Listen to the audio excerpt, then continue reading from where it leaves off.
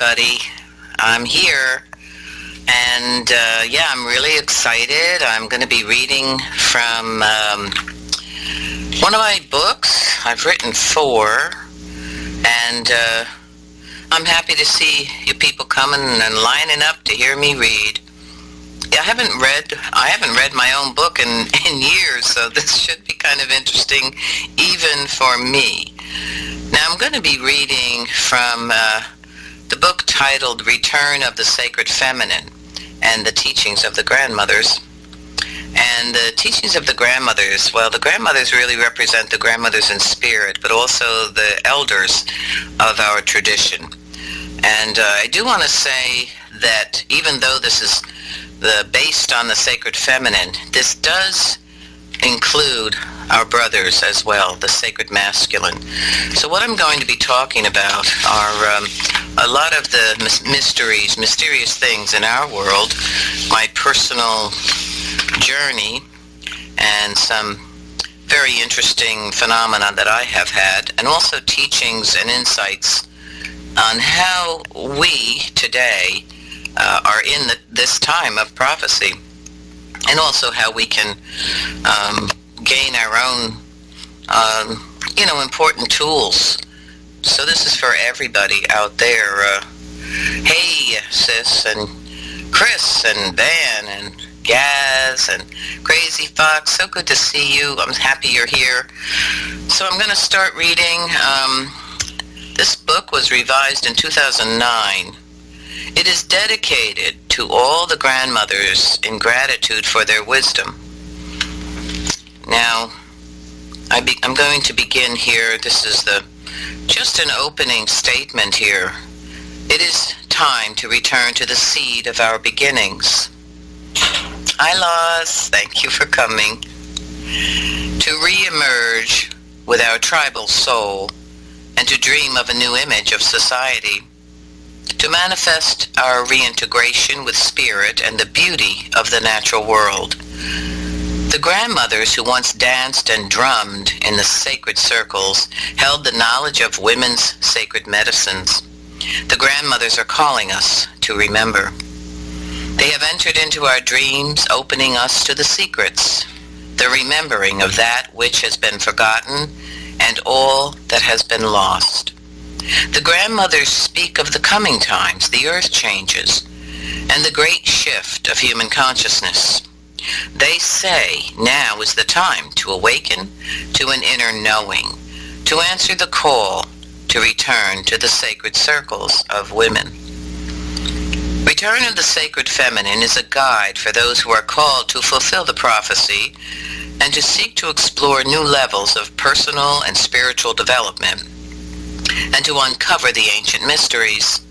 The grandmothers hold the secrets that will lead us to gather these medicines, to heal the sacred feminine and the sacred masculine, to recall magic, to enter the world of the supernatural and release the medicine from within ourselves.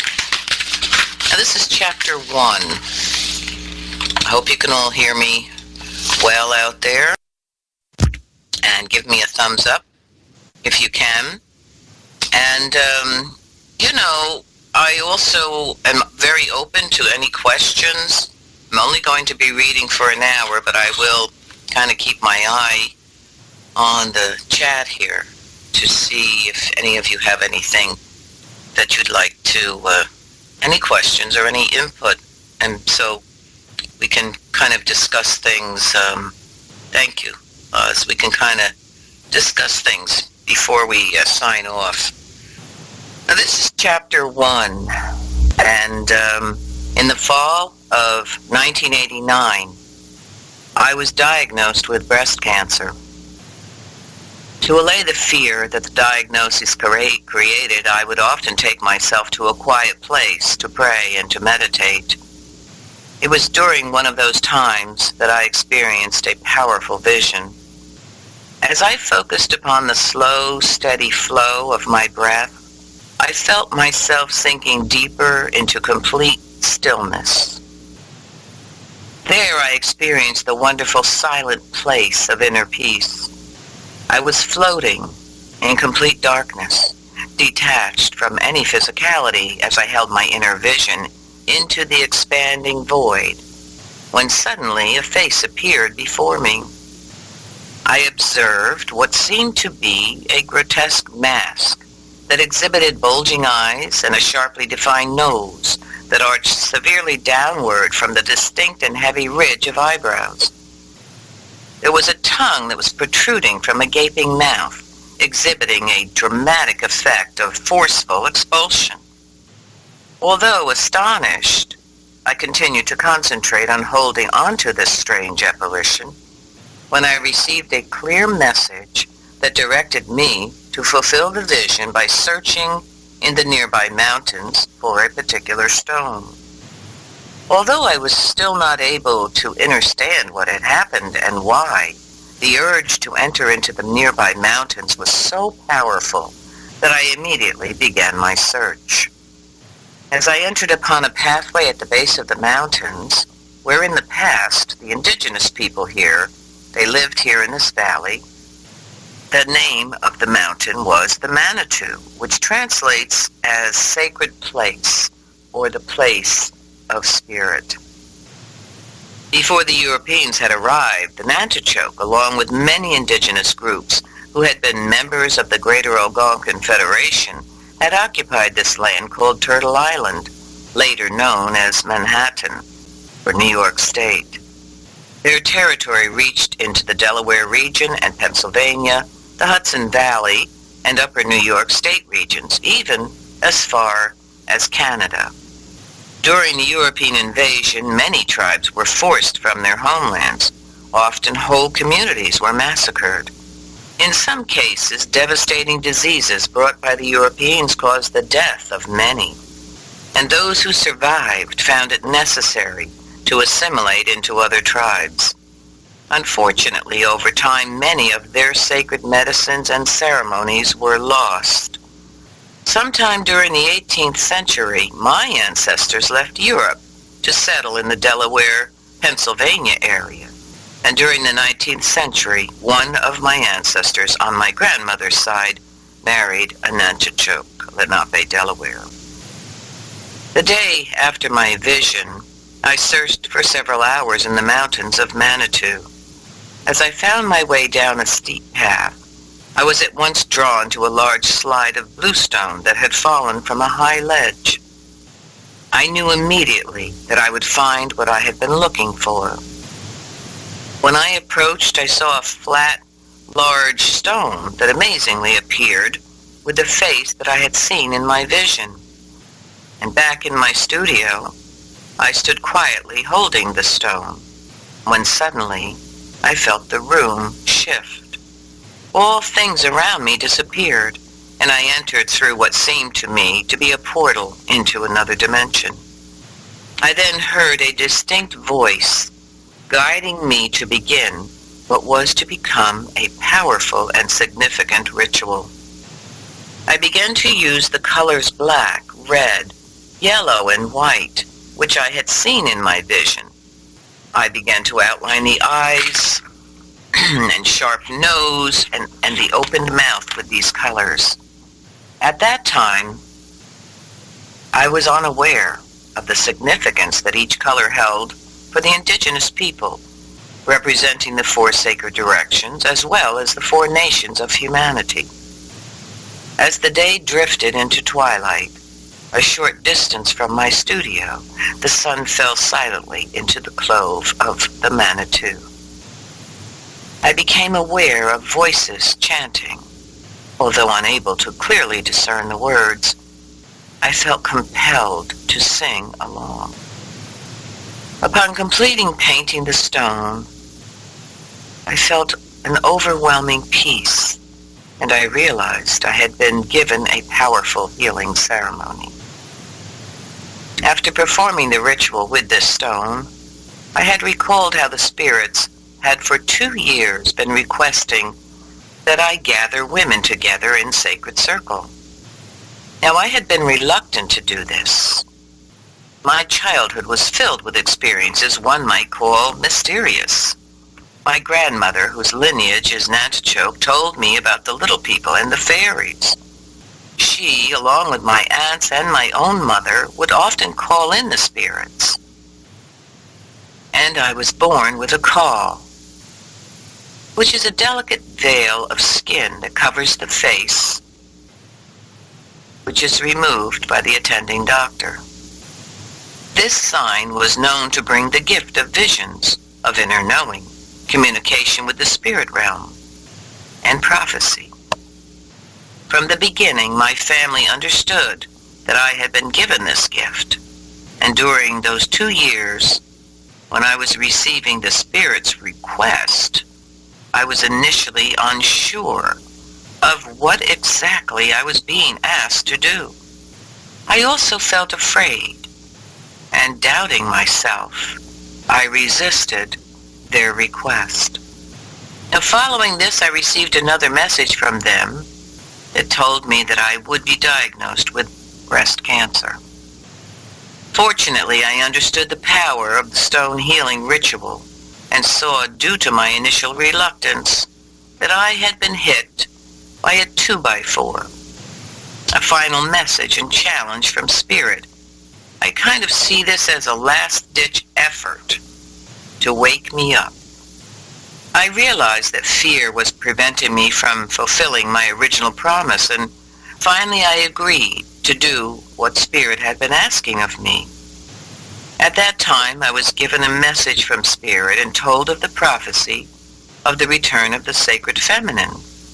I realized the significance of women's return to the sacred circles and the role women were to play during the coming times. Several years after I began the sacred medicine circles for women, I was guided to meet my spiritual teacher, Lakota holy man Wallace Black Elk. I studied with Wallace Black Elk for many years, and today, continuing my spiritual walk, I lead ceremony in the Lakota tradition. Chapter 2, Ancient Earthways and Goddess Cultures. The prophecy of the return of the sacred feminine is an introduction and guide to ancient earthways and the practices of sacred ritual. When reinstated, it will prepare and assist those who have answered the call to reawaken and fulfill their original promise. History has revealed that the onset of the demise of the sacred earthways began during the height of the goddess cultures in Mesopotamia, whose name implies the place where the very dawn of human recorded history began. Now, this became evident with the disappearances of temples, rituals, sacred signs, and symbols that had once honored the great Earth Mother and the goddess cultures that began in East Central Europe and had gradually spread to all of Central Europe.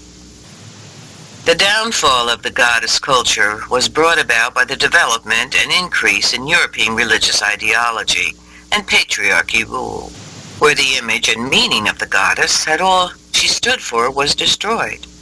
However, the goddess was so deeply planted in the psyche throughout several millennia that it could have only completely disappeared by their exterminating the female population. Although repressed and relegated to the unconscious, the goddess fortunately reappeared in later cultures such as the Druid and indigenous cultures in the New World, which honored the goddess in all her manifestations as sacred symbols, some appearing in nature. The sacred web, as one significant symbol, was believed to contain a secret code that gives evidence of the great Earth Mother as a vital living being. Today, these sacred symbols remain as access to a world view where Earth-centered cultures realize an immediate and essential connection to the great mystery. It is understood that something wonderful and stunning is contained in all of nature as that of a living, harmonious life force, and which is sustained through ritual and through ceremony. Throughout early history, indigenous cultures continued to be led by the knowledge passed to them by their ancestors, honoring the goddess as the sacred mother, until it was once again destroyed by the patriarchy of Judeo-Christian rule. The indigenous people in the New World were finally conquered. Vivid evidence regarding first civilization's ideology as gynocentric. Now, you may not have heard this word before, my listeners out there. Gynocentric, which is goddess-based or feminine-based or female-based, testifies to an advanced religion that evolved in Neolithic times as the basis for the development of civilization, and that over thousands of years led us into the modern world. Numerous Neolithic excavations have yielded goddess figurines and symbols which span a wide geographical area beyond the Near and the Middle East. For instance, in India, large numbers of female figurines were found representing a goddess or the Great Mother Goddess, the Lady of Heaven. Goddess figurines have been found in European sites as far west as the megalithic cultures that even built Stonehenge and Avebury in England. Although the goddess is symbolizing the sacred feminine has been the most persistent feature in the archaeological studies of ancient cultures throughout the world, a prejudice developed and is evident even today. Those who were once revered as shamans, priestesses, and medicine women, and who followed the ancient ways of honoring the sacred feminine, the goddess, continue to be ignored and deliberately hidden by anthropologists and archaeologists. At the time of my vision and subsequent healing of cancer, I was advised by Spirit of the importance of the coming times and the earth changes that would soon be upon us. I was told of a prophecy of the return of the sacred feminine. I was advised of the importance of our return to the grandmother's teachings and the ways of the original people. This will be a deciding factor that would determine if humans achieve transcendence into the coming times, the 1,000 years of peace, or remain in the nightmare of fear, hatred, chaos, and greed. The ancient ones are calling us to recall our ancestral lineage of those women who over time had been guided to the sacred circle. We are being called to once again honor the sacred feminine. These are the women that I honor in the pages of this book. It follows the thread of the sacred feminine through the generations of our grandmothers, holding my own mother, Margaret Davis Ridgway, her mother, Louise Ridgway Davis, and my great-grandmother, Zuline Ridgway, who is Nanticoke. In my thoughts, I now begin. I suggest that as you begin your own journey upon the sacred web, that you also recall the names of those who walked before you, as I have, in the prayer of gratitude below. When women enter the sacred circle and create ritual through song and drumming, they are honoring these women and the ancestors on both sides of their lineage, especially those who have walked the earth as healers, midwives, and medicine women. This is the beginning of gathering our own medicines and fulfilling the prophecy. Chapter 3. An Ancient Prophecy. The choices that humans have made over centuries have brought us to this time of transition. Now we are to meet our greatest challenge, which is to fulfill the prophecy that tells of our entering the fifth hoop, the 1,000 years of peace.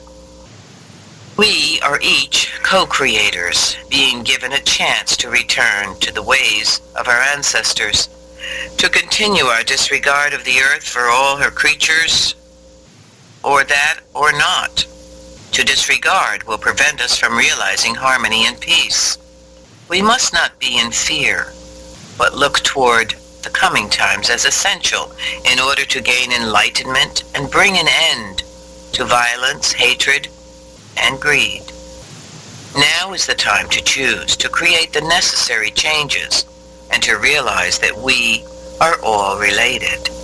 Each of us are a part of the sacred web to begin to live our lives with compassion, forgiveness, and love. We are entering a time of great change. We are being given an opportunity to take responsibility to fulfill the ancient prophecy, to realize the profound effect that our every word, act, and emotion has upon everything in its existence. The grandmothers teach us is a sacred healing path that guides us toward deepening our relationship to spirit by recalling sacred ways of living on the earth. It teaches us the importance of fulfilling the prophecy.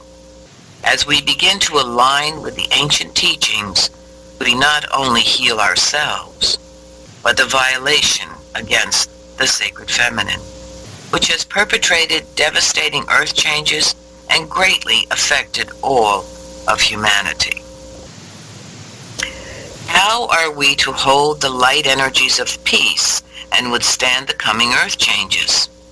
What is the fifth hoop of peace and our transition into the 1,000 years of peace?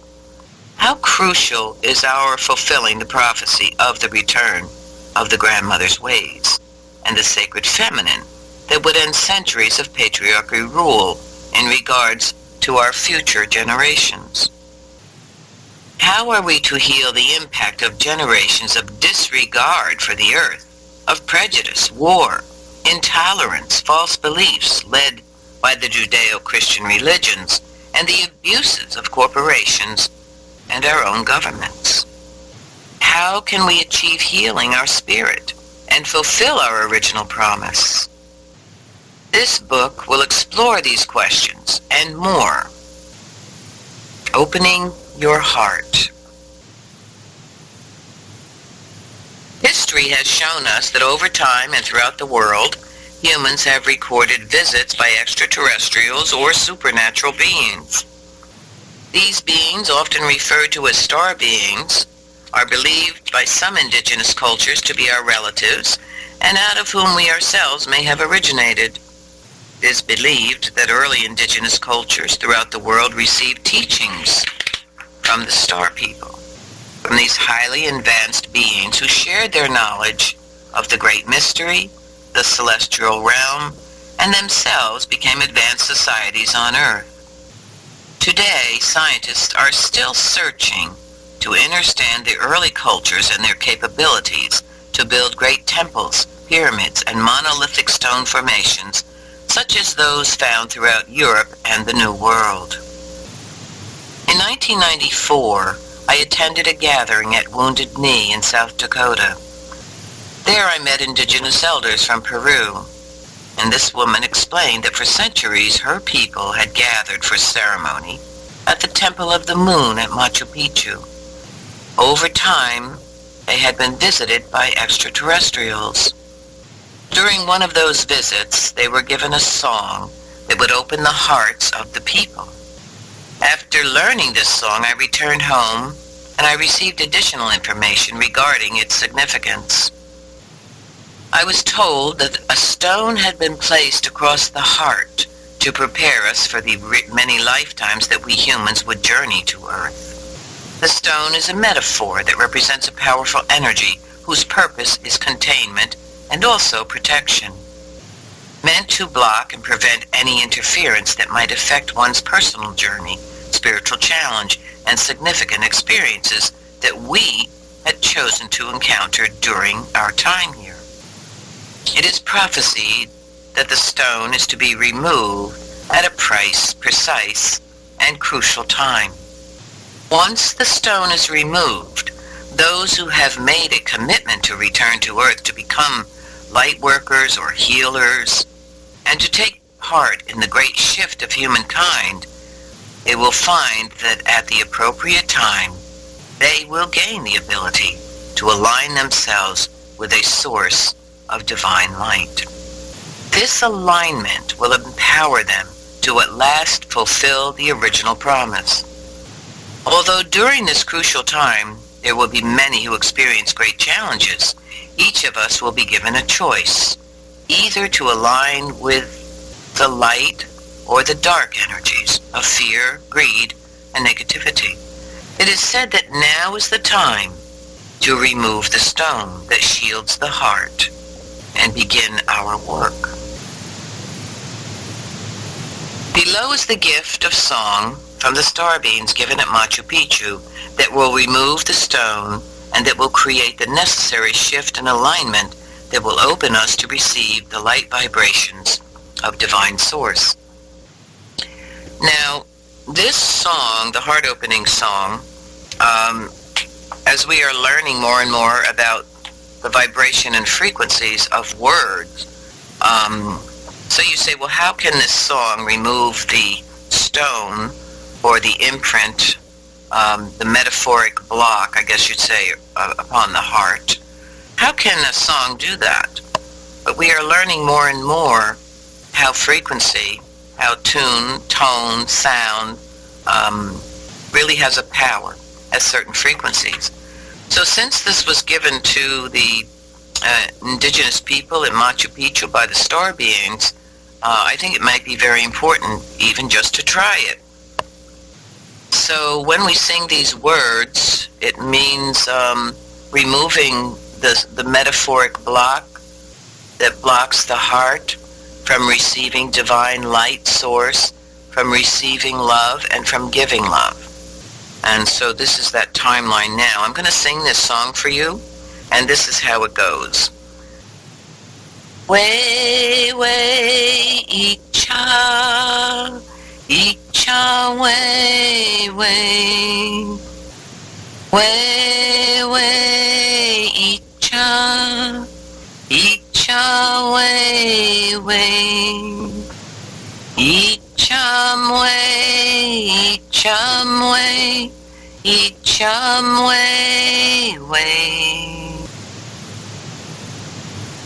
So the sound, the tone, the cadence, and the frequency of those words hold a certain vibration, and according to ancient teachings, will remove and shift things that are blocking your heart from opening.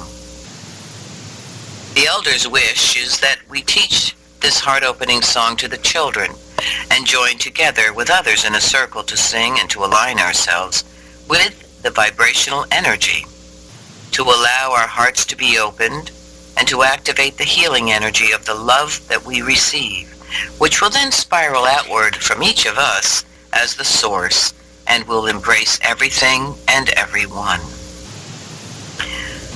The earth people and the grandmother's ways. Early cultures throughout the world recognized the earth as a living being and referred to the earth as the mother.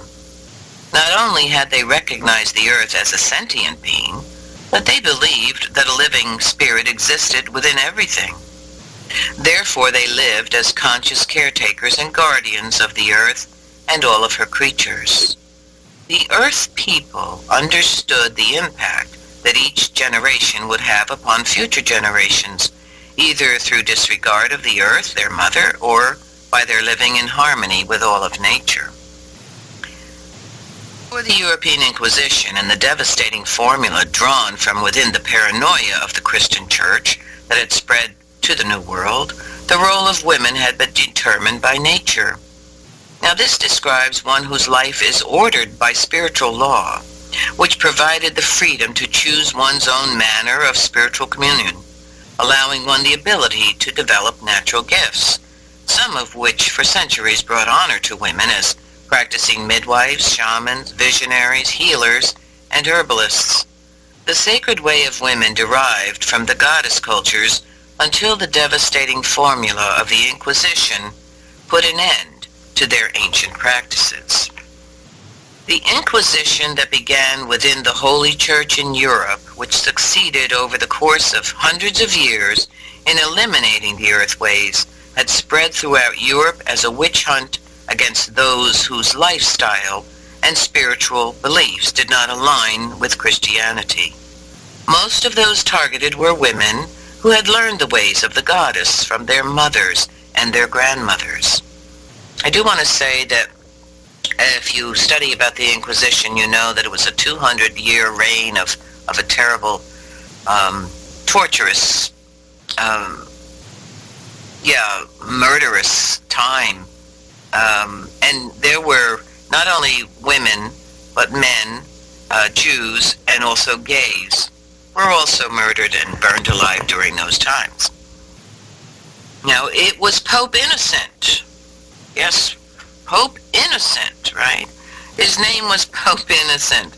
In 1484, he made the accusation that women had aligned with the devil in a conspiracy against the Holy Church.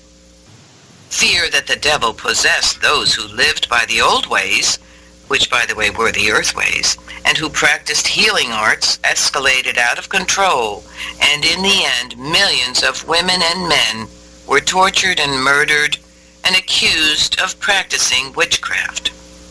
Many were accused just because they were old. The term witch may have derived from the pre-Christian Wicca and the Druid traditions and paganism practiced by early European cultures, whose beliefs and ceremonies emphasized honoring the Great Mother, the earth, and all of her elements. In the New World, before the advent of the European arrival, many indigenous societies were matriarchal. This describes power and property as held by women and handed down through matrilineal descent. Indigenous women held positions as chiefs, medicine women, and renowned leaders, herbalists, and healers. There were women peacekeepers who determined the advantage or disadvantage of sending their young men to war. Women's opinion in all affairs concerning their people was greatly appreciated and respected. In the New World, European conquerors introduced the ways of the Christian Church, which brought devastating changes upon indigenous culture and severely impacted their spiritual practices and beliefs, in many cases having a dramatic effect regarding the role of indigenous women. To emphasize this, when the conquerors called the native leaders for land treaty councils, they refused women the right to take part in making important decisions for their people. Following this, history shows how a devastated and once proud and dedicated people whose ceremonies, beliefs, and knowledge regarding the sacred earth and the earth ways began a slow demise. This is about the moon cycle and the sacred feminine. I once gave a teaching in Colombia, South America, when I was there. This was specifically for the women. While I was giving this teaching, the men were keeping the sacred fire. And because this was a teaching for women, of course they were asked not to come around the circle while I was speaking about this sacred moon time. What the sacred moon time is the menses, or the menstrual cycle of women. We call it in our tradition the moon time. But there was a young man, probably in his mid-20s, who kind of like was standing on the periphery of the circle of women. And he stood throughout the whole time of my talk, listening and listening. Well, I didn't tell him, okay, this is for women only. I just felt, okay, he needs to be here. He's obviously wanting to hear what I have to say about this teaching. And after I finished and completed this and I was walking back to the sacred fire, this young man ran up to me and he asked if he could walk back with me, and I said, of course. And he said he wanted to thank me. He said, I want to thank you so much for those teachings. It helped me so much to understand, and I'm going to use the word understand because that was the shift for this young man, to understand about the woman's moon time. It helped me so much, and I want to thank you. So that's what this is about. And this has become an issue in our culture today.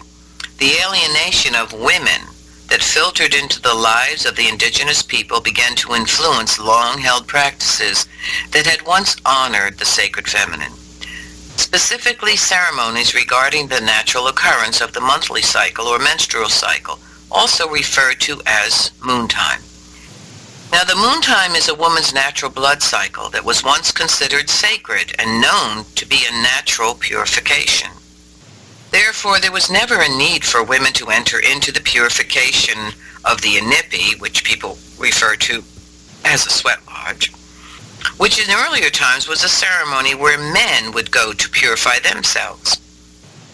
During a woman's moon time, she was to enter into the moon lodge to rest, to take care of herself, and take part in ceremony, communing with nature, and also to receive teachings from elder women.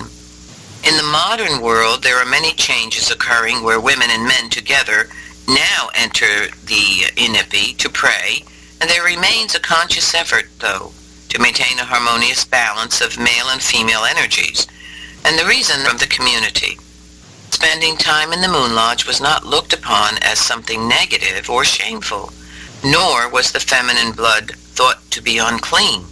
In fact, men and women both understood the sacred power a woman held during her moon cycle, and that this power was not taken lightly, but was respected.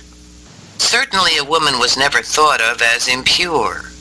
With the arrival of the Europeans, who had not only brought disease and alcohol to the New World, came also mistreatment and disrespect of indigenous women and their ways. The revered place they held within their societies severely suffered. In some cases, this influence has remained, and we find that today there is confusion and taboos regarding the role of women. This unfortunately has affected the ability of some to recall the true meaning of the moon cycle. In ancient times, women understood the power of feminine blood, yet throughout history the complex beliefs regarding feminine blood has been misinterpreted and misunderstood, where now we find that no longer is a woman's moon time revered as sacred, nor seen as a gift given by the Creator which brings life. With some, it is believed that menstrual blood will contaminate sacred items or somehow disrupt a ceremony, even cause bad things to occur. Unfortunately, there are women who have come to disrespect themselves during this sacred time too. Often they refer to their natural cycle in a disparaging way as the curse. In most indigenous cultures throughout the world, special ceremonies are still held to honor a young girl's first moon cycle. Still, the negative implications regarding women's natural cycle has led to the practice of banning women out of the ceremony. Instead of viewing the Moon Lodge as a significant and sacred place, this practice of banning women indicates the opposite. I will give you an example which shows the continuing disrespect and even fear of the power held by women. A native man who attended a traditional Lenape ceremony and who was known to be a very good singer of the ceremonial songs found that he was having difficulty singing. He complained that he was unable to sing because there must have been a woman in the lodge who was on her moon cycle. But the medicine man who was leading the ceremony later explained that when the spirits had entered the Lenape, they had informed him that that singer who was complaining and blaming a woman had in fact been out drinking the night before. Now the indigenous people, our people, believe that spirits are sensitive to the low vibration of alcohol and drugs, especially where the sacred chanumpa or the sacred pipe is concerned. And this is a very important teaching that we learn. Another example took place when I observed a young man who had an angry nature to begin with. As he placed the heated sacred stones in the center of the Lenape in an aggressive and careless manner, suddenly one of the stones rolled away and landed on his foot, which caused him a severe burn. After the ceremony, I overheard him comment that there must have been a woman on her moon, and that was the reason that he was injured. Now one can understand then how perpetrating these negative beliefs would create disrespect against the sacred feminine. Concerning this, I spoke with a native elder about certain taboos regarding women's moon time and ceremony. And what he said to me was their belief that the energy or power that results from the natural purification of women, how that power could possibly confuse the spirits who would ordinarily be called upon by a medicine person. He described a way of using the plant medicine sage in a sacred way that contains the power which would allow a woman's participation in ceremony. She would take the plant medicine sage and rub it over herself, her arms, her legs, and belly, and then make a ball out of that sage and place it over her belly underneath her garment. After the ceremony, that was to be placed in the sacred fire, and for this purpose the sage is used to contain that powerful energy that a woman carries during the moon cycle. When goddess cultures were prevalent, the blood of women's moon time was known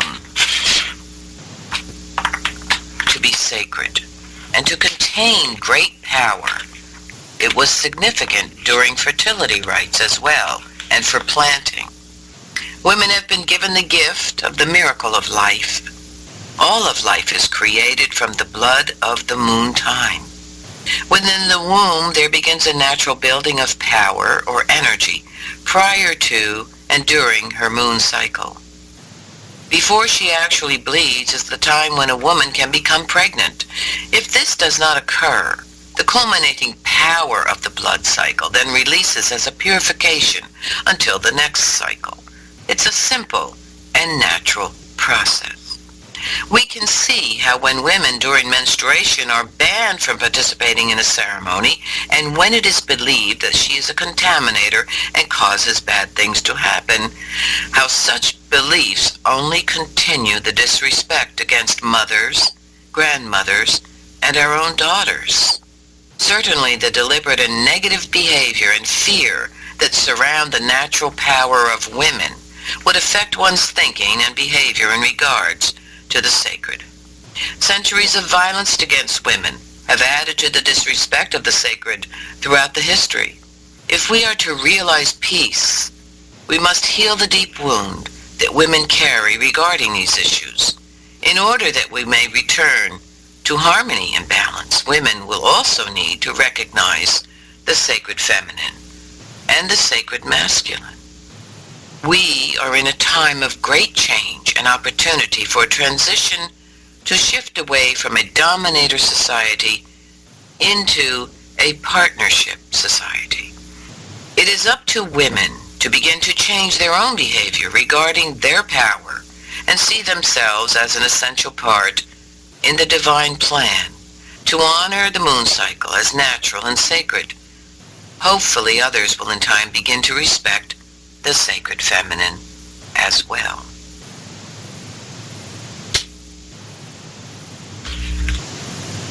You're all enjoying this. I'm skipping over here to chapter 4, the sacred web.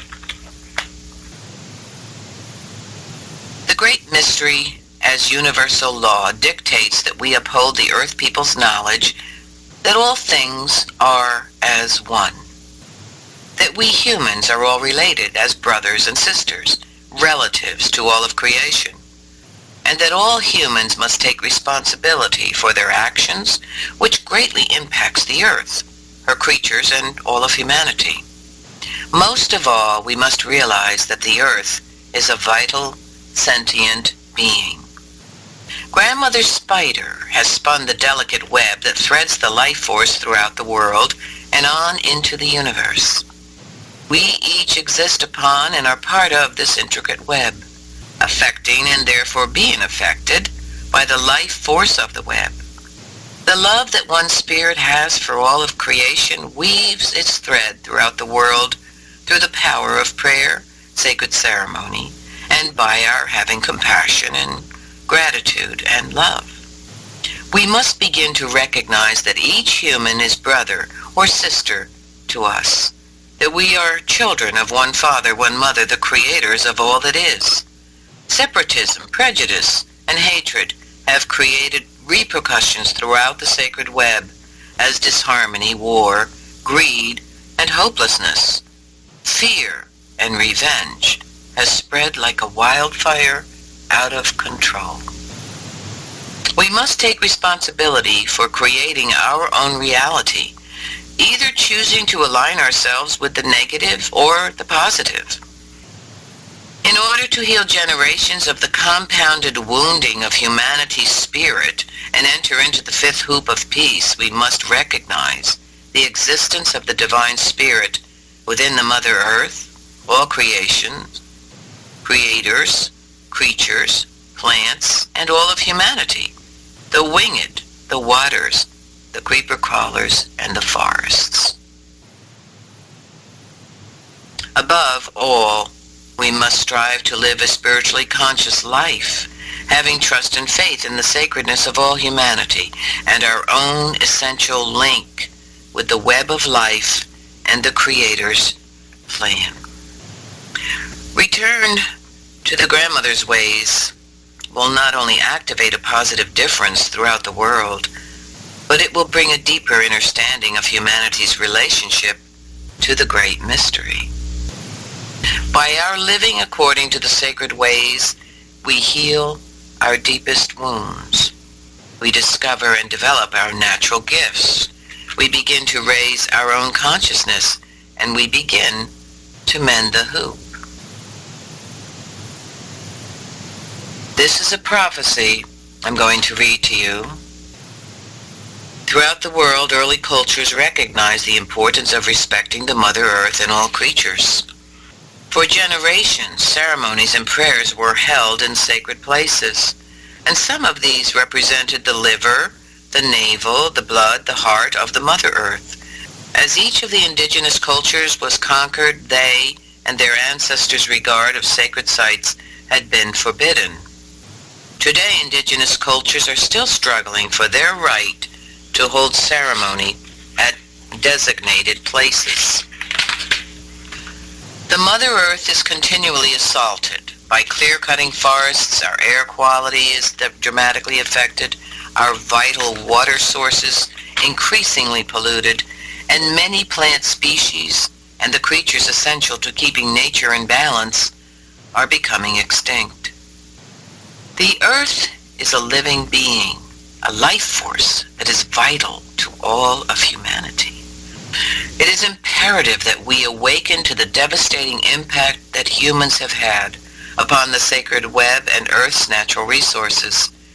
If we continue in this manner, a significant increase of disease and sickness of the mind, the body, and the spirit will accelerate. Now, the prophecy that I'm reading you describes the significant role of women during these coming times and how their healing themselves will powerfully impact generations of violence, not only against the sacred feminine, but upon the sacred masculine. Women must gain courage. They must stand strong against continued violence and disrespect against themselves, their daughters, and the earth, our mother. If we fail, we continue instead to align with the destructive path that has consumed humanity for generations. We can no longer ignore the increasing crisis that humanity over time has created.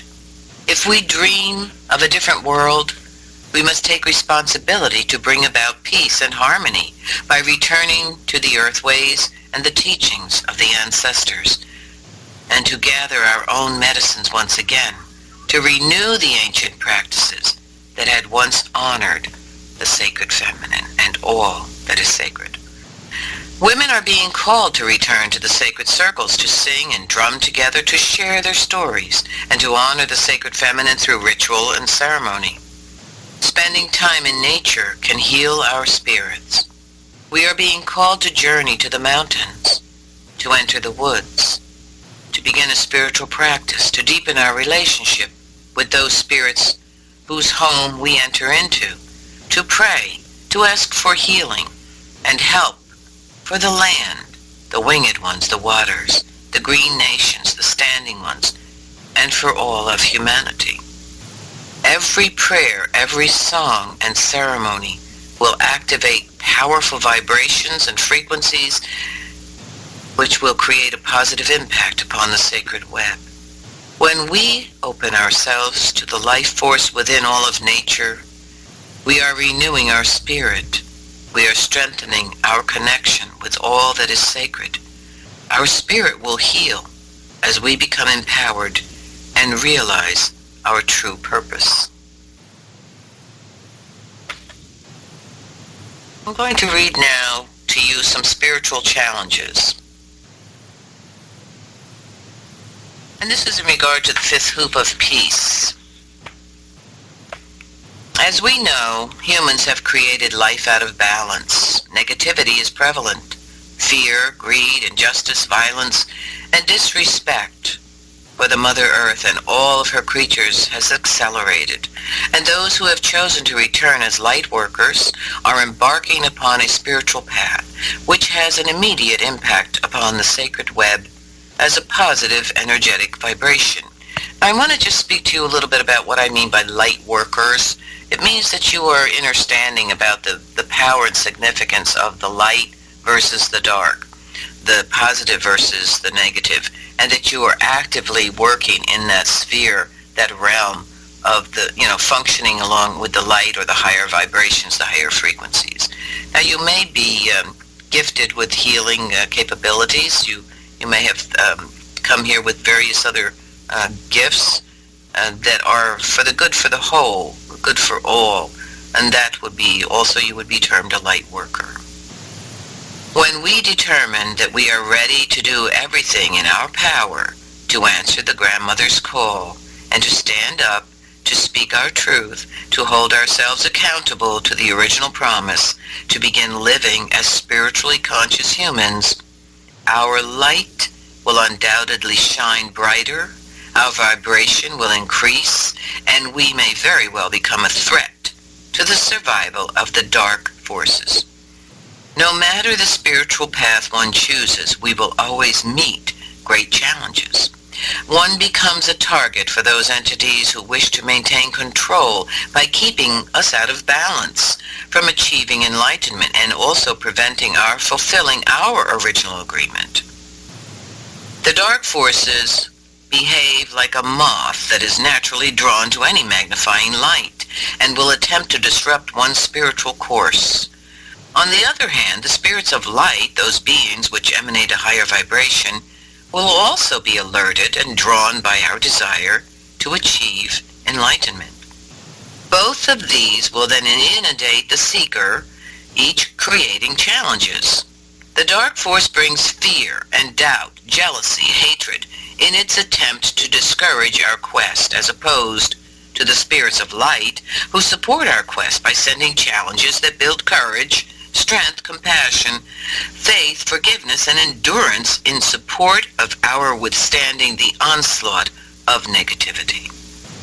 The key to achieving our goal is having trust and faith in the power of love against ever-increasing hatred and fear, as well as having compassion and forgiveness toward others and reverence for the earth and all of her creatures.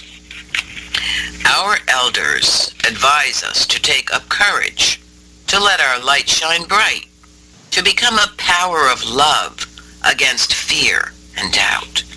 I believe at this crucial time, many are being asked to remove the stone from across your heart, to begin to release the energy that had been placed across your heart eons ago, that which has been necessary until this appropriate time. Now is the time to begin to align ourselves with the sacred, with the source, the omniscient, omnipresent sacred one, the creator of all life. The prophecies tell us that we are entering the fifth hoop of peace, and now is the appropriate time to achieve personal healing, to strive to gain enlightenment so that we may take part in mending the hoop and enter into the new time of enlightenment. The star beings, who are teachers and guides to many, are in alignment with and know of the Sacred One. Therefore, clearly, they are our relatives. It is the Sacred One who directs the vibration of light and love toward Earth for those who have chosen to align themselves in order to fulfill their promise as light workers. Many of us have traveled to Earth many lifetimes from other star systems, such as the Pleiades, which is one source from which the relatives known as the star beings originate. Indigenous people throughout the world hold an oral history that describes their journey to Earth from a celestial source. There are others whose prophecies tell of human error regarding the Earth's natural resources and how ultimately our carelessness will destroy these resources, leaving those who arrive little choice but to leave Earth. Those who have returned at this time as light workers are readying themselves to shift into the fifth hoop, 1,000 years of peace. The prophecy of the fifth hoop raises the question of what the final outcome will be. Who will enter into the fifth world hoop of peace? Is the fifth hoop of peace to be found in a far galaxy or a parallel realm? Or will the Earth itself become, for those who transition the Earth changes, the place where humankind will continue on into the 1,000 years of peace? If this is so, we need to prepare ourselves in order to hold the vision of peace. When the time comes, we will meet many challenges and many decisions. This will be an opportunity for humanity to at last live together in harmony. We will need to prepare to meet the obstacles in the form of those who wish to remain under the dominator rule, and whose disregard of the sacred feminine and all that is sacred invalidates the balance needed between the feminine and the masculine. We can only surmise that we are moving toward a time of great change and unfolding into a world that we as co-creators have chosen. We undoubtedly will be challenged to sustain ourselves within the circle of compassion, of love, and peace. So, that's where I'm going to stop today. I have spiritual consciousness coming up, which is going to help us understand the certain achievements of how to become spiritually conscious, awakened. There's many lots of information here. A Disturbing History, Christianity and Satan, which is one of my favorite chapters. Prophecy of the Fifth Hoop, Challenges in Today's World, Personal Shattering, Spirit in All Things. Yeah, I've got some good stuff coming up here. So I will continue to read next week. I guess, I don't know if there's a show coming up after me, Gaz. I'm not sure. Okay, yes, Stone Hobbit, a wonderful show. Stay tuned for Stone. Love her show and some good stuff. So I want to thank everybody for sticking with me today. I hope what I've started out with here is exciting to you and touching you in some way. I appreciate so much this opportunity, and I want to thank Ms. Vanessa, for getting me to do this. It was her idea, so thank her. And I will be back next Tuesday to begin, to continue this. Like I said, there's a lot of information here on how to develop your practice of telepathic long-distance healing, for instance. There's a lot of things that come through here. Manifesting and luring. There's a lot of teachings here. Singing with the spirits, merging with the soul cell, spiritual consciousness. I got lots of good stuff coming up, so I hope you'll tune in. You'll tune in next week. I appreciate your coming round, and thank you so much, Gaz, for this day, for producing me. And love you all. It's great to be here, and I'll see you next week. Maybe sooner. Doksha.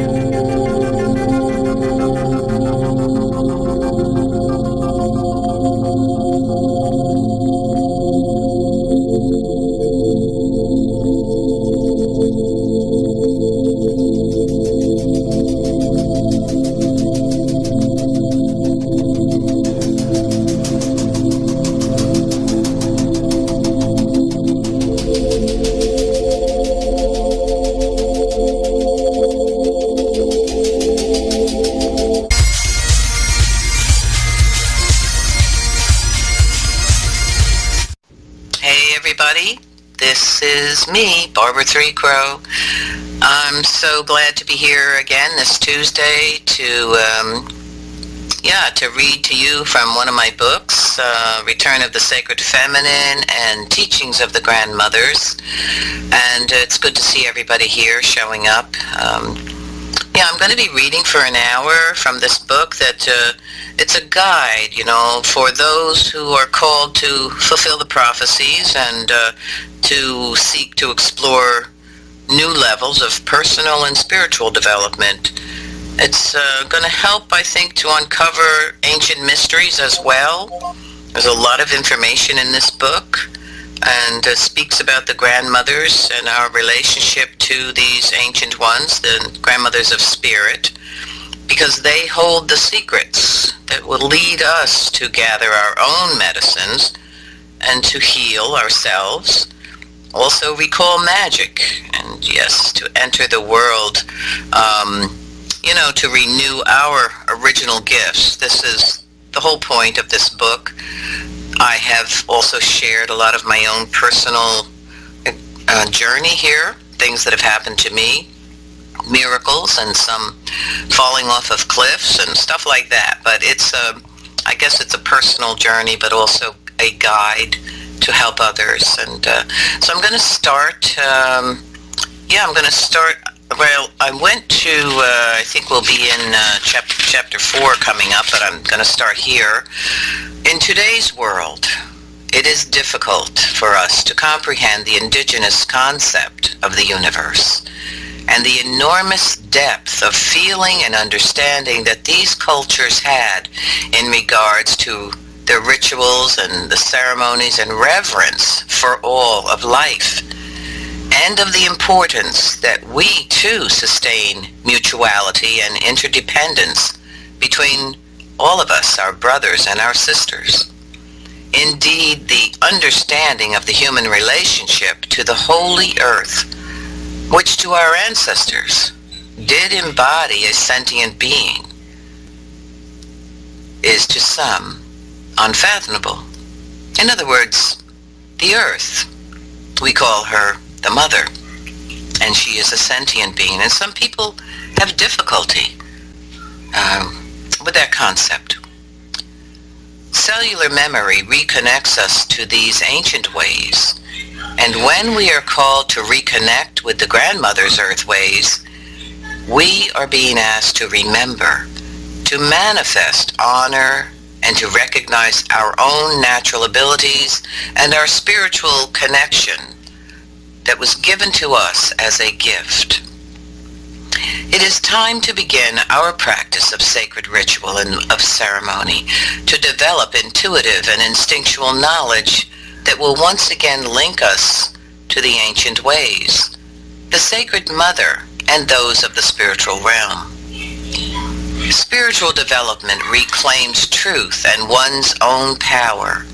It realigns us with that which has been out of balance. I'm sorry, I just got sidetracked here. It looked like I was getting a call. Let me read this. It is time for us to begin our practice of sacred ritual and ceremony, to develop our intuitive and instinctual knowledge that will once again link us to the grandmothers, the sacred mother, and those of the spiritual realm. Our spiritual development will reclaim our truth and our own power. It will realign us with that which has been out of balance for centuries, maybe perhaps millennia.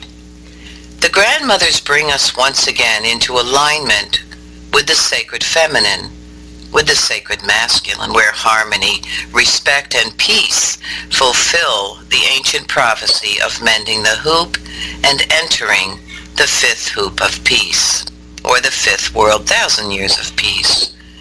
The wisdom of a people, these ancient ways, were carried through thousands of years regarding living in a sacred manner, walking the earth in a sacred manner, speaks of the love of the Mother Earth and all things of this earth, all creation. The old people, our ancestors, loved the soil, They loved the earth, and they sat upon the ground to be close to the mothering power. To lie upon the mother, we are able to think more deeply, to feel more keenly, and to know better the mysteries of life, which bring us closer to the Great Spirit. As women begin to heal, they will without fear begin to recall the ancient feminine knowledge, thus bringing about the fulfillment of their life's purpose. We are not greater than those that share the Mother Earth with us, and we should not be so arrogant as to think that our destroying the rainforests and polluting the water, stressing the Earth's natural resources, will have no lasting or dire effect. We must not fail to recognize how humanity's continuing violence and disrespect against the sacred feminine is in fact the cause of escalating spiritual sickness throughout the world.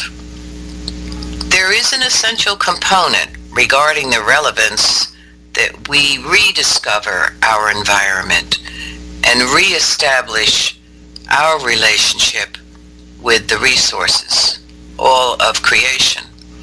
Most importantly, to realize that the original people of First Nations knew all along what would happen if their words, their teachings, and their wisdoms were not heeded. Their wisdom is the key to our restoring a way of life that had not only sustained harmony and balance within their own nations, but with all of life. If humanity is to survive and realize a sustaining future for the coming generations, it is necessary that we acknowledge that there does exist what the First Nations lived by, which is what we call the Creator's Law of One, where humans are related and profoundly connected to all of creation through the sacred web of life. During the height of ancient cultures, we call them the earth cultures, indigenous men and women together honored the earth. They honored the sacred feminine and the sacred masculine through ceremonies and celebration. As European invaders carried the assault against the Mother Earth and sacred feminine to the New World, the ancient ways of the indigenous people were nearly destroyed. Many sacred sites were violated and some were destroyed. These are the places that for centuries where ceremonies were held, specifically meant to harmonize the sacred web. In order to create harmony and peace in our world, we must return to the sacred ways of our ancestors, and this will bring about the necessary balance and healing needed between the masculine and the feminine. And by the way, that returning to the ways of the ancestors is a spoken prophecy that there will come a time when the people will be doing that, and perhaps this is that time, that calling that many of us are experiencing. Chapter 4, The Sacred Web. The great mystery as universal law dictates that we uphold the earth people's knowledge that all things are as one, that we humans are all related as brothers and sisters, relatives to all of creation, that all humans must take responsibility for their actions, and which greatly impacts the earth, her creatures, and all of humanity. Most of all, it is crucial that we understand that the earth is a vital sentient being, that she is the great sacred mother, and to live our lives according to this ancient wisdom. Grandmother Spider has spun the delicate web that threads the life force throughout the world and on into the universe.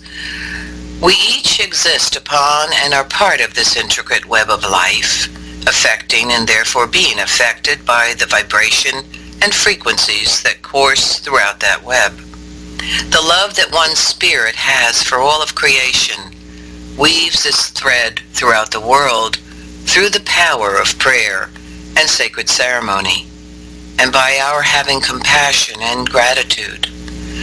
We must begin to recognize that each human is brother or sister to us, that we all are children of one Father, one Mother, the Creator of all that is.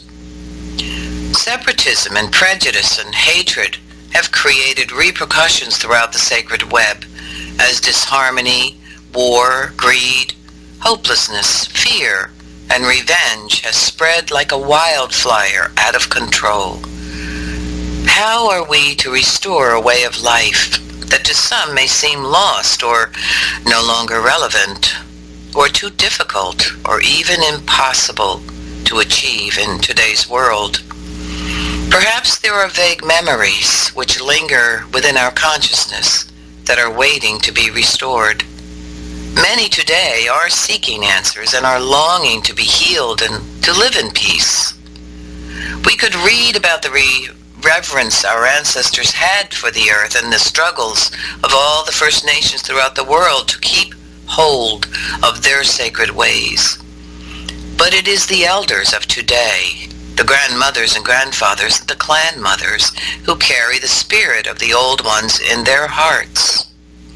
We must ask ourselves if we are willing to come full circle, to return to the ways of the First Nations people, who as the stewards of the Mother and all of creation had upheld the responsibilities that the Great Spirit had given them, given to all the children of the earth. If we were fortunate to sit with one of the grandmothers, she would tell us that in order to heal the generations of grief that we each carry, we must respect ourselves and then forgive.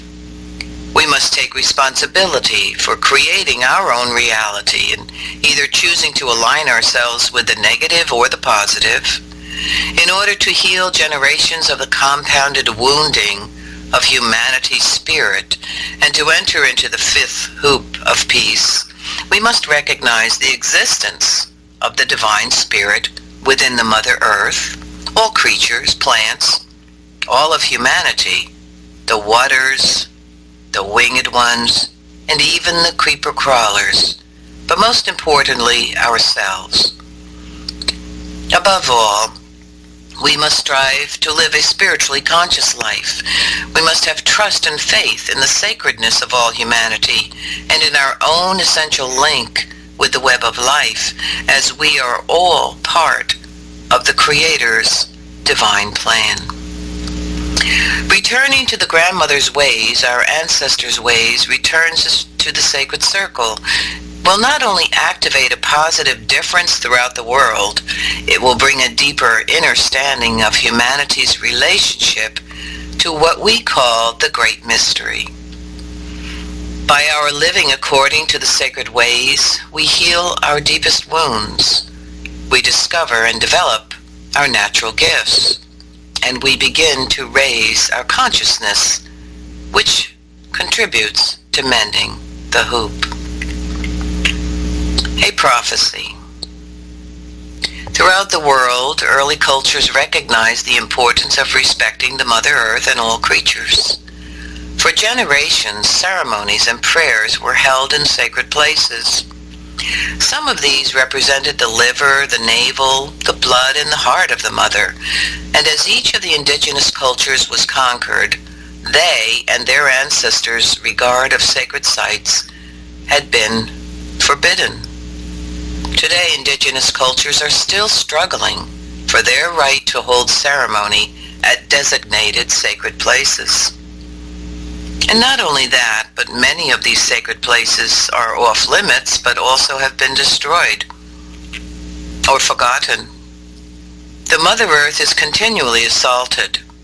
Our forests are being clear-cut, our air quality is lowered, our vital water sources increasingly polluted. Many plant species and the creatures essential to keeping nature in balance are becoming extinct. The earth is a living being. She is a life force that is vital to all of humanity. It is imperative that we awaken to the devastating impact humans have had upon the sacred web and Earth's natural resources. If we continue in this manner, a significant increase of disease and sickness of the mind, the body and spirit will accelerate. The prophecy of the return of the sacred feminine and the grandmother's ways describes the significant role of women during these coming times and how their healing themselves will powerfully impact generations of violence against the sacred feminine. But women must gain courage. They must stand strong against continued violence and disrespect against themselves, their daughters, and the earth, our mother. If we fail, we then continue instead to align with the destructive path that has consumed humanity for generations. We can no longer ignore the increasing crisis that humanity over time has created. If we dream of a different world, we must take responsibility to bring about peace and harmony by returning to the ancestors' ways and begin to gather our own medicines once again and to renew the ancient practices that had once honored the sacred feminine, sacred masculine, and yes, all of creation. Spending time in nature heals our spirit, and women are being called to return to the sacred circle, to sing, to drum together, and to share their stories, to honor the ways of the grandmothers through ritual and ceremony. It is time to journey to the mountains, to enter the woods, begin a spiritual practice, to deepen our relationship with those spirits whose home we enter into, to pray, to ask for healing and help for the land, the water, the green nations, the standing ones, for all of humanity. And I do want to say that even though the title of this book is The Return of the Sacred Feminine, these teachings and this information I'm sharing is also including the sacred masculine, our brothers.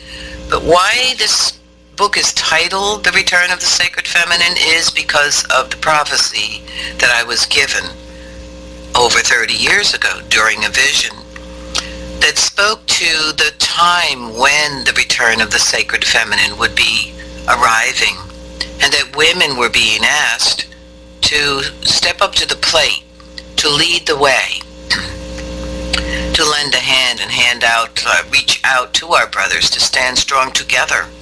And I asked Spirit at that time, why do we women have to do this? And they told me, because you can, and because you are mothers, sisters, aunties, grandmothers to all children. You're givers of life. You were the original keepers of the peace, keepers of the water. So, and I guess that's the way Creator wants it. I guess. I don't have any more to say. I can't explain exactly why, only what I'm sharing, only what the Spirit said to me. So, but I do want to emphasize that those our brothers out there who are listening to me, that this includes you as well. And it's very significant, of course, that we all do heal and come together. And so we're being asked, all of us, our brothers and sisters, to go back to the mountains, to go to the woods, to go to the waters, and pray and become one with. Deepen your relationship. Connect with our true nature, because that's who we are. We are nature. We are one with. So when we open our hearts to that life force of nature, we are renewing our spirit. We are feeding our soul. Yes, and we are definitely strengthening our connection with all that is sacred. And our spirit will heal. We will become empowered. And yes, I do believe these ways, these teachings will help us to realize our own purpose, our true purpose. So I'm going to give a little prayer here that was written in this book. Now to you, it's Great Spirit, I choose to align myself with the divine light of peace and healing. I live my life each day as a light of love and peace, having no doubt that peace begins with me. Spiritual challenge. the fifth hoop of peace. We humans have created life out of balance. Negativity is prevalent. Fear, greed, injustice, violence, and disrespect for the Mother Earth and all of her creatures has accelerated. And those who have chosen to return as light workers or healers or people who are, I guess I'd say, choosing to work from the heart spirit, we are embarking upon a spiritual path which has an immediate impact upon the sacred web as a positive energetic vibration. When we determine that we are ready to do everything in our power to answer the call and to stand up and speak our truth and to hold ourselves accountable to the original promise that we made to begin living as spiritually conscious humans, our light will undoubtedly shine brighter, our vibration will increase, and we may very well become a threat to the survival of the dark forces, to those who have held court, I guess, or control for a very, very long time. So no matter the spiritual path that we choose, we will always meet great challenges. We become a target for those entities who wish to maintain control by keeping us out of balance from achieving enlightenment and preventing us fulfilling our original promise. The dark force behaves like a moth that is naturally drawn to any magnifying light. It will attempt to disrupt our spiritual course. And on the other hand, the spirits of light, those beings which emanate a higher vibration, they also will be alerted and drawn by our desire to achieve peace, to bring harmony, to do good things. And both of these energies will then inundate us, the seeker, by creating challenges. The dark force being brings us fear and doubt, jealousy, hatred, in its attempt to discourage our quest, as opposed to the spirits of light who support our quest by sending challenges that build our courage, our strength, compassion, and faith, even forgiveness and endurance in support of our withstanding the onslaught of negativity that is rising up. The key to achieving our goal is having trust and faith in the power of love against ever-increasing hatred and fear, as well to have compassion toward others and reverence for the earth and all of her creatures. Now the elders have told us, they advise us to take up courage, to let our light shine bright, to become a power of love against fear and doubt. I believe at this crucial time that many are being asked to remove that stone, to begin to release the negative energy that had been placed across the heart and that had been put in place until the appropriate time for us to begin to align ourselves with the Divine Mother, the omnipresent Sacred One, the Creator of all of life. The prophecies have told us that in 2012 the portal would open, that we would begin our transition into the fifth world, 1,000 years of peace. Now, in 2016, and this is the rewriting of this book, by the way, it was revised in 2016, and so many are still transitioning through personal healing and gaining enlightenment. Many are taking part in mending the hoop as we continue moving into the new paradigm of enlightenment.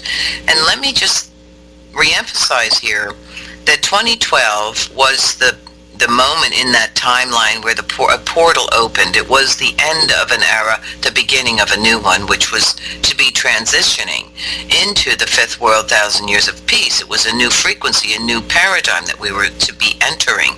And that portal is still open. And I did note that in 2016, that many were still transitioning then. But today, in 2019, that is still, I guess I'd say there's a wavering here, because the power of the chaos, the dark ones that have, been really, really empowering this chaos to prevent many from entering into through that portal, which is basically, it's a new frequency. It's a frequency of being in the light, okay, that higher dimension. So we are still in that movement time, okay, and I guess we still have that opportunity, but still this is a crucial time. In other words, the 1,000 years of peace is an entirely different type of frequency that we have not really experienced for, I guess, centuries and centuries. Instead, we have been experiencing the fourth world of chaos and the escalation of, as we see, the violence and various things that we see going on that are creating the chaos, the fear, and the disunity. So, just now to continue here, the star beings, who are teachers and guides to many, are in alignment with and know of the Sacred One, the Creator. Therefore, clearly, they are our relatives. And in our indigenous nations, the star beings are those from the cosmic realm, and in the Lakota tradition, we do say that they are our teachers, and that they are the Wikchopi Oyate. And many indigenous cultures throughout the world have had their connectedness to others, other beings. So it is this Sacred One that I'm speaking of, the Creator, who directs the vibration of light and love toward Earth for those who have chosen to align themselves and to fulfill their promise as light workers. And when I use the term light workers, I mean those that are, awakening or have awakened, who are aware, consciously connected in relationship to creation, to the Mother, and who, strive to live in a harmonious, peaceful, kind, loving way. I refer to these as light workers. Some are working actually as healers and so on. But in general, the light worker means that those who have awakened, and I guess I'd say standing on that side of the path, which is kindness, compassion, and love.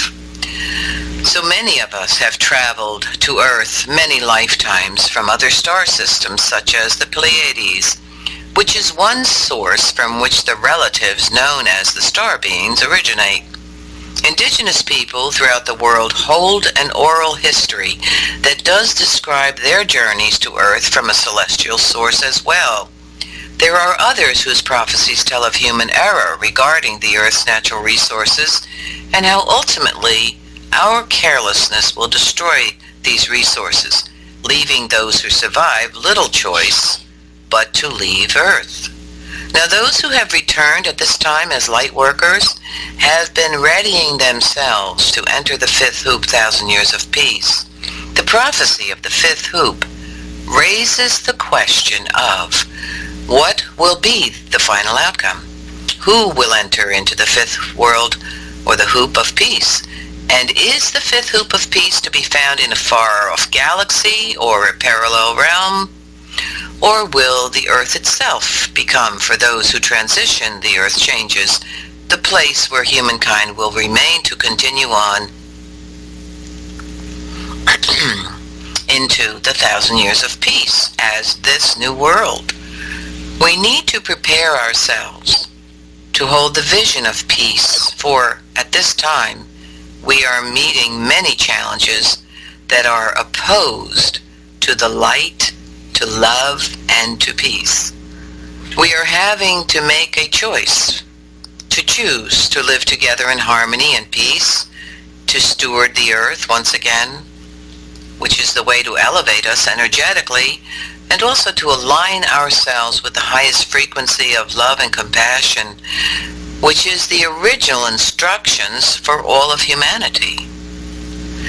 As we are co-creators, when we live according to the original instructions, we are then manifesting the fifth hoop, 1,000 years of peace. We are shifting into that paradigm. We will need to prepare to meet those obstacles in the form of others who wish to remain under the dominator rule and who disregard the sacred feminine and the earth, and that which reverses the timeline of humanity's transitioning and fulfilling the prophecy. To enter through the portal of a new world, the 1,000 years of peace, we can only surmise that we are moving rapidly into a time of great change and challenge, and an unfolding into a world that we as co-creators have chosen to create. We undoubtedly will be challenged to sustain ourselves within the circle that is compassion, peace, and love. Chapter 5, Spiritual Consciousness. A Lakota holy man spoke with reverence regarding the sacred chanunpa, the sacred pipe. He spoke of the unknown power of this sacred implement given the people by Pescawian, the white buffalo pipe woman. When the time comes, he said, those who have stood behind the chanunpa and who walk a sacred path, they will move through all that the earth changes will bring.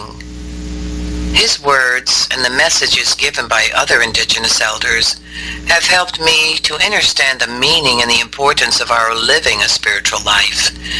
If we choose a life of reverence, of compassion, and if we take responsibility for and care of the Mother Earth and all relations, we will transcend and move through the continuing challenges that are escalating. The Elder's message, "Now is the time," relates to our taking part in mending the sacred hoop and reminds us to remove the stone that blocks our heart. By honoring our original agreement and choosing to live life as a spiritually conscious human, we will manifest harmony and peace.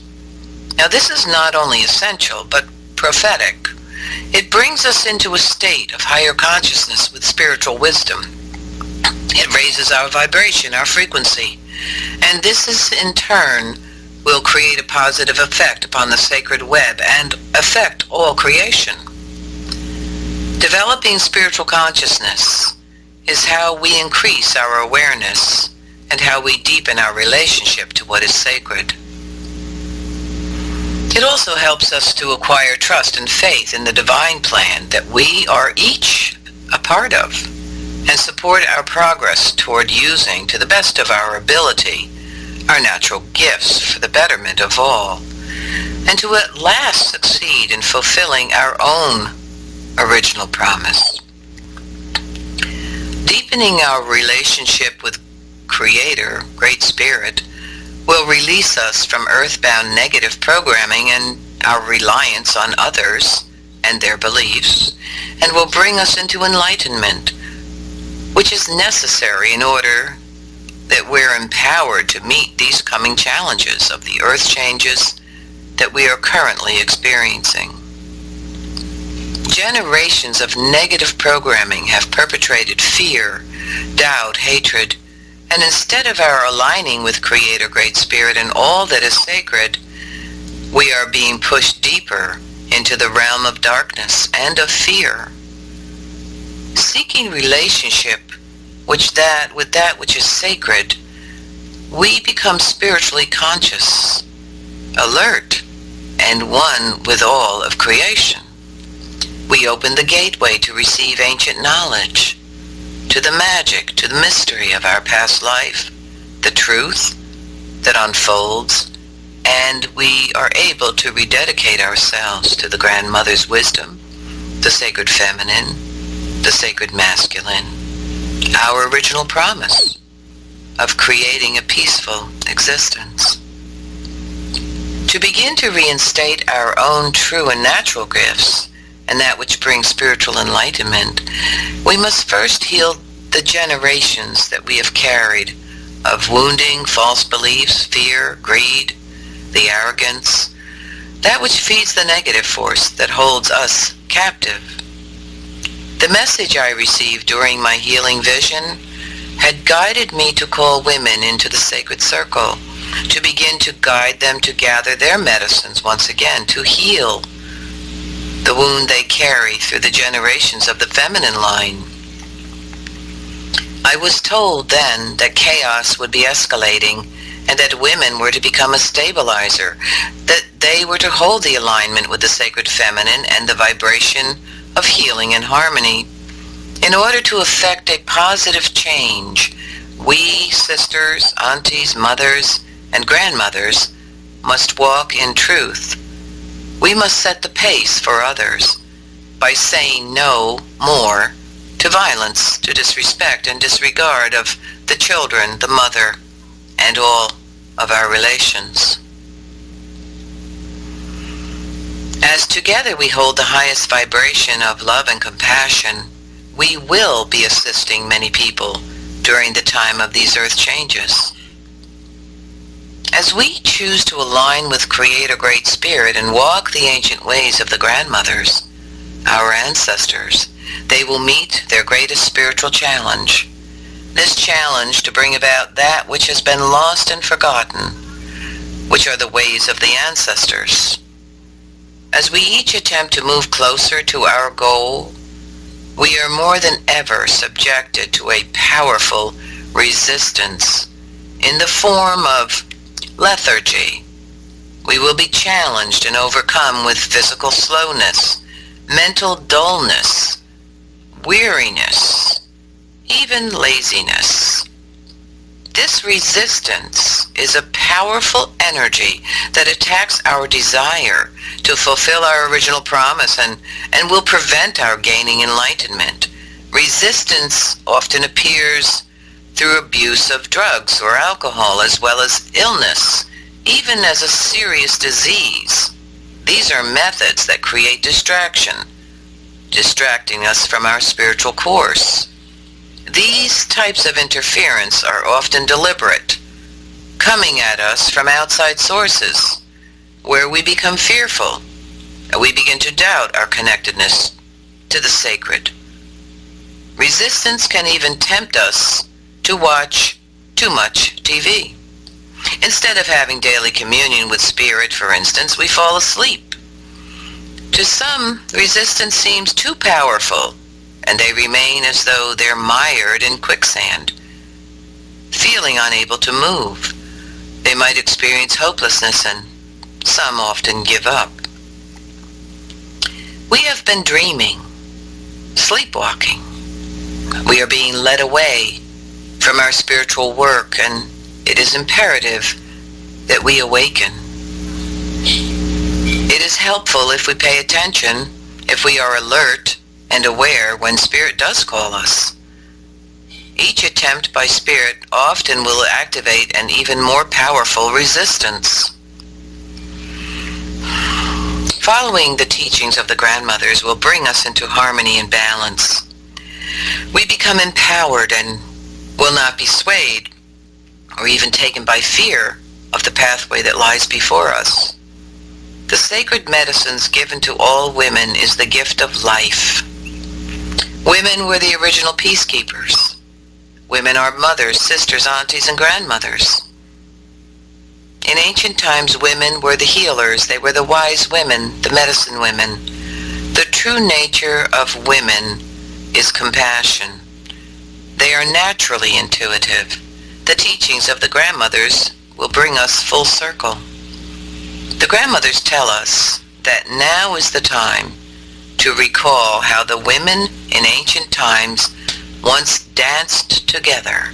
They were drummers, singing the praises of the sacred feminine and the Great Mother. They honored the natural way of women. They held all things between the masculine and feminine in balance and harmony, both revered, respected. They had respect for all life, all of nature, and the mother. Given a choice, women would never send their children to war. Unfortunately, there are many women today who have lost touch with their own sacredness. They have turned away from their original purpose, which is to lead the way to peace and harmony between themselves and our brothers. Many are blinded to the aggression and abuses women have endured for centuries under a male dominator rule. There are those whose memories of persecution in a past life cause them to feel threatened and unable to stand on their own truth. They may fear speaking out against war or the violations of the earth. They may ignore the repercussions that their behavior or these behaviors will have for the coming generations. It appears that the ancient knowledge of the grandmother's ways may have been lost from their hearts forever. More than ever, we see how the increase in violence and hatred has fueled a negative force throughout this world. It's like a wildfire out of control. The abuse of the earth and our natural resources, the persecutions, abuse, and murder of women. This method of silencing the sacred feminine had begun as religious rule in ancient and medieval times. There was then throughout Europe absolute participation in this violence, and even this assault continues today throughout the world. The abuses have relegated the grandmother's ways and the sacred feminine nearly into oblivion. As it was long ago, these antediluvian beliefs fueled hatred and fear against others whose spiritual practices aligned with the sacred earth ways and are still believed to be devil worship. It is said that the earth herself is experiencing a great sorrow. Our mother is becoming increasingly ill. It would make sense then that all that live upon the earth is also being affected. To realize peace and harmony, we must awaken from this hypnotic dream that we have lived for generations. We must realize the significance of the prophecies that tell us of the return of the sacred feminine, of the harmony needed between our brothers and our sisters, of the healing. Women are being called to set the pace, saying no to abuse, to war, to aggression against all of creation and the mother. The mother is our life force. We must say no. Our brothers and sisters together must say no to the disrespect of women, children, and the mother. Chapter 6. A disturbing history. Throughout time, we humans have had a natural curiosity and interest in the mysteries that surround us, some having spent a lifetime searching for answers pertaining to life, death, and the possibility of an afterlife. And recently, there has been an increased interest in developing expertise in and exploring the esoteric psychic arts, the supernatural, Wicca, the spiritual practices of the ancient Druid, and the spiritual ways of indigenous cultures. Yet, for centuries, these practices were considered unacceptable. Certainly, they were thought of to be outside the sphere of physical science, and especially by those who hold to antediluvian Christian beliefs. Now, in the past, as it is often in today's society, there are those who remain misinformed and others who live in fear of anything attributed to supernatural phenomena. Persuasive methods were often used against those who it was believed were possessed by supernatural beings. The methods used as a cure or to dispel a supposed evil were often quite severe, often leading to the death of the accused. History has shown us that there has always existed a powerful select few whose fear against those who desire to maintain their own unique spiritual beliefs should be punished and or ostracized from society. Having the freedom to explore the supernatural world and to develop one's natural abilities and ultimately to determine one's own spirituality, even if dissimilar to that which is prescribed by some, would have prevented a select few from accomplishing their desire to control the masses. Now, those who lived according to the ancient ways were thought to be possessed by the devil, often accused of heresy against the church, and they were severely persecuted, even murdered. This distorted belief fueled a witch hunt and systematic devastation brought about by the Inquisition that began in Europe and continued into the New World. Christianity and Satan. Early Christian faith was based on the subjugation of the masses, and to facilitate this, it was deemed necessary by the ruling bishops to create a perceived enemy. Now, not only did they dream up an enemy whose potential power could destroy the church, but they manifested something so vile, so terrifying, that the souls of those who did not offer obedience to the church would be claimed and forever be damned to the fires of hell. This, of course, was the Christian image of Satan that emerged in Roman times.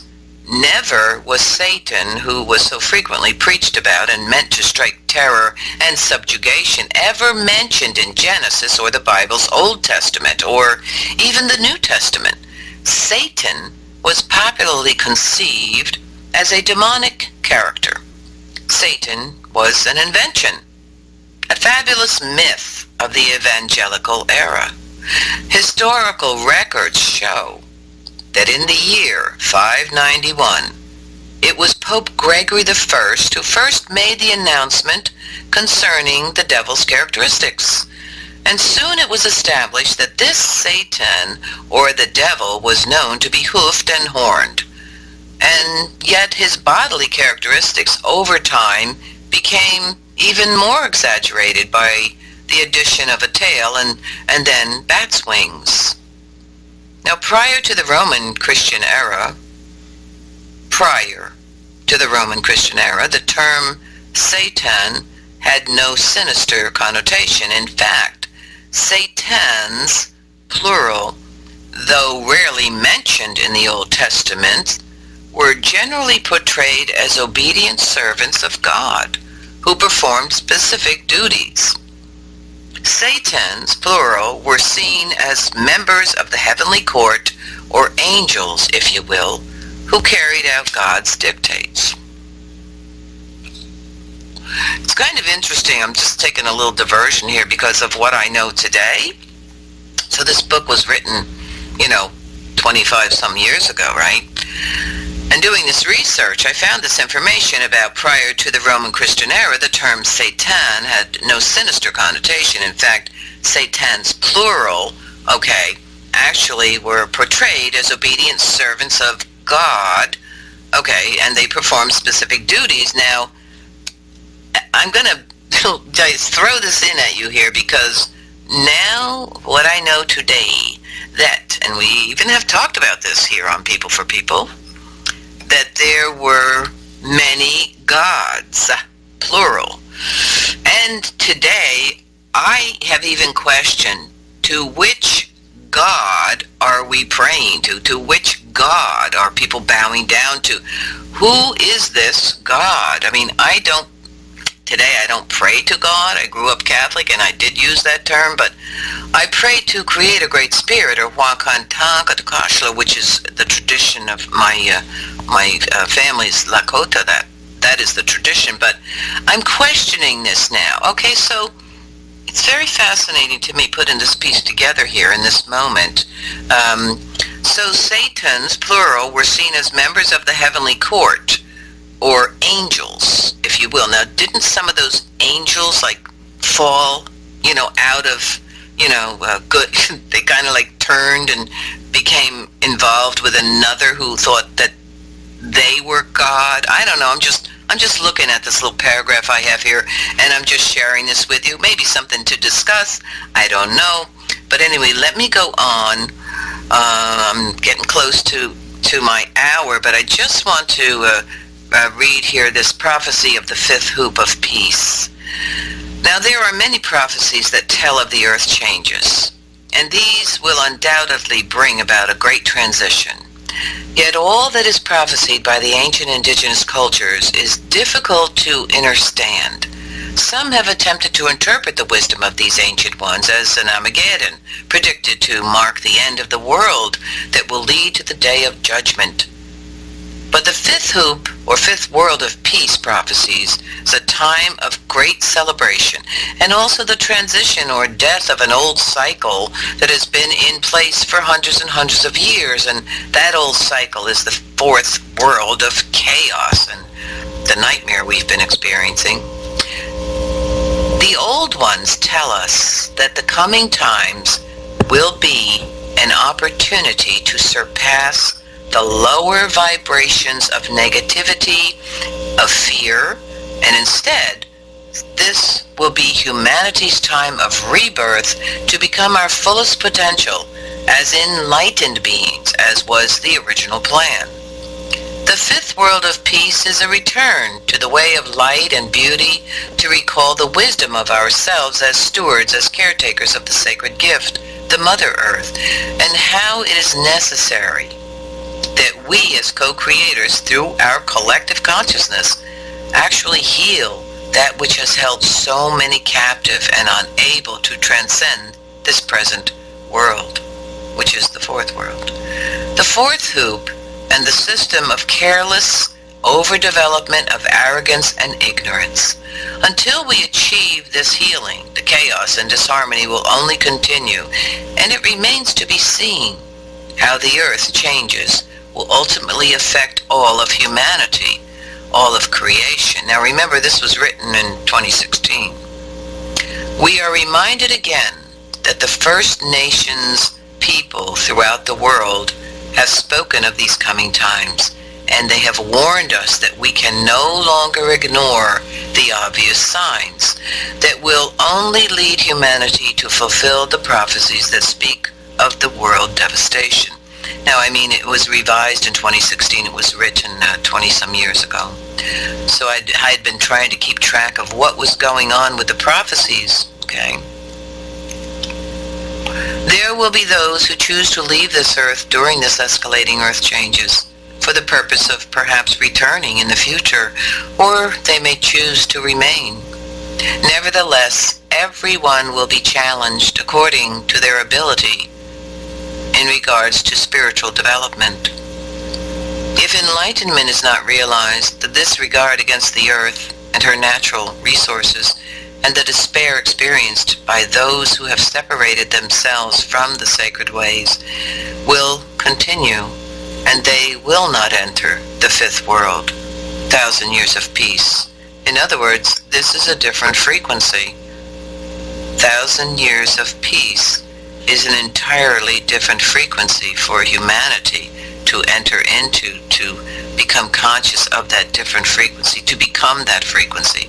As we speak about, the frequency of love and the frequency of unconditional love and the frequency of compassion, and to be that light, hold that frequency, be the frequency, and that will shift you into alignment with the new paradigm.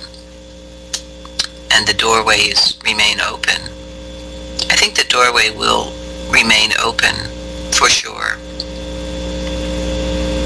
It is the Great Spirit who decides and who evaluates if we are ready to go home or not. According to the divine plan, the soul experiences reality during each incarnation and according to its spiritual goal. Enlightenment, when embodied within the physical human experience, is one of those goals. And many will have fulfilled their purpose here, and they may leave the earth plane. Some will choose to stay and help to gain enlightenment and perhaps move through life's challenges. It is necessary that we return to living as spiritually conscious humans. This entails our realization that we are all related, not just to every human and all other creatures, but to all of creation. Everything created by the Great Spirit is essential, and we have reincarnated many lifetimes to achieve living in peace and harmony, and we have been sidetracked, even corrupted and disrupted. And this is where we are today. There are some who have returned throughout many lifetimes without having advanced, and whose time it may be to leave. Either way, it will be their soul's choice to bring the physical being that they have chosen to embody into enlightenment or not. If we are able to take responsibility and to choose a pathway to higher consciousness, we will once again, if we are unable, to choose a path of consciousness, we will once again fail. And many may not find their way through these changes, these earth changes, and the pathway into the frequency of the fifth world.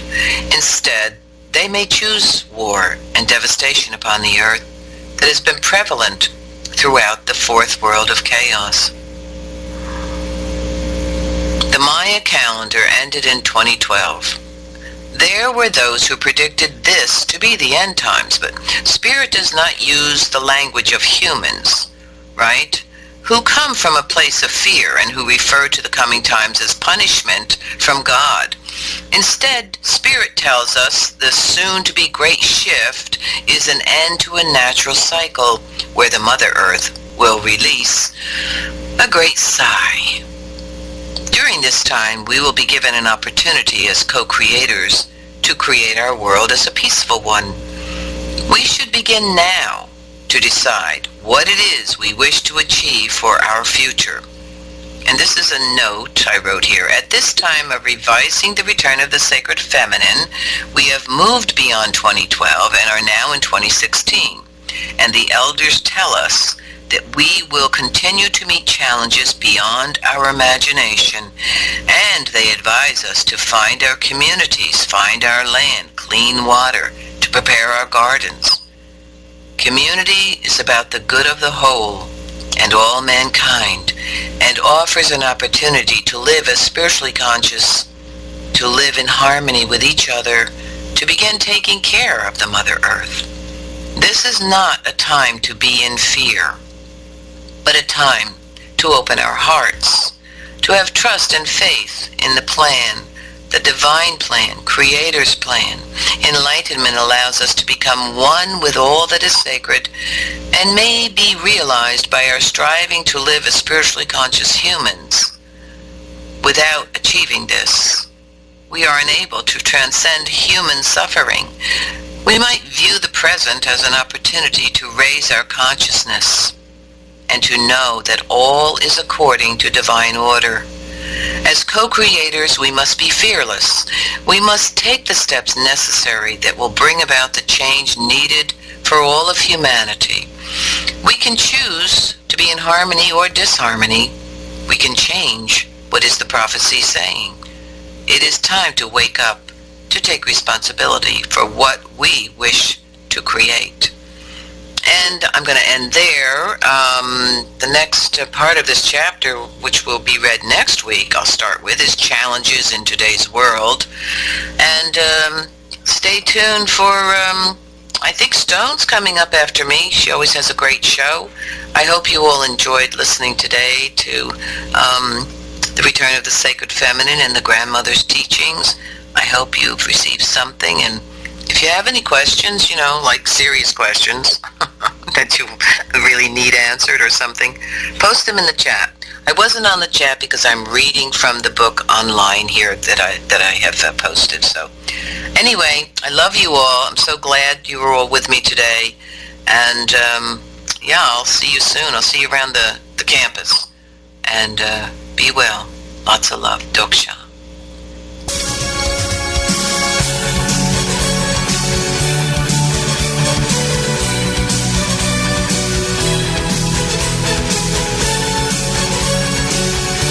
Good evening and welcome. You are listening to People for People Radio.